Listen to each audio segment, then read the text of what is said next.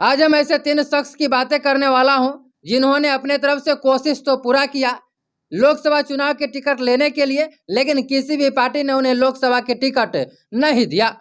जी हाँ, सही सुन रहे हैं, और अपनी तरफ से पूरा जी जान लगा दिया, लेकिन कोई भी पार्टी, बीजेपी, आरजेडी, जितनी भी पार्टियां हैं, और किसी भी पार्टी की तरफ से उन्हें कोई भी टिकट लोकसभा चुनाव लड़ने के लिए नहीं दिया गया।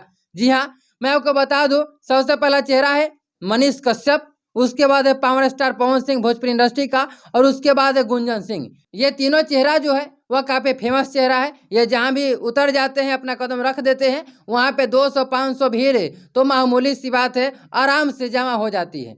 लेकिन फिर भी इतना पॉपुलर होने के बाद भी इन्हें किसी भी पार्टी की तरफ से कोई टिकट नहीं मिला है।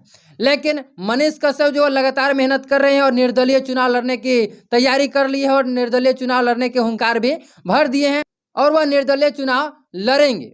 अब बात कर लेते हैं गुंजन सिंह की, तो उन्होंने भी है अपने नवादा लोकसभा क्षेत्र से जो है वह चुनाव लड़ने के लिए हुंकार भर दिया, नामांकन में उन्होंने करा लिया है, और वो भी निर्दलीय चुनाव लड़ रहे हैं और दावा कर रहे हैं कि हम जीत कर दिखाएंगे। और मनीष कश्यप भी दावा कर रहे हैं कि मैं भी जीत कर दिखाऊंगा, निर्दलीय ही सही लेकिन जीतूंगा जरूर, और सांसद में जाकर के गरजेंगे जरूर। लेकिन अब बात कर लेते हैं power star Pawan Singh Bhojpuri industry के जो पवन सिंह है, उनका अभी तक कोई बयान नहीं आया है कि आखिर वो निर्दलीय लड़ेंगे या किसी पार्टी से उनको टिकट मिलेगा, क्योंकि अभी तक कोई पार्टी टिकट उनको नहीं दिया है।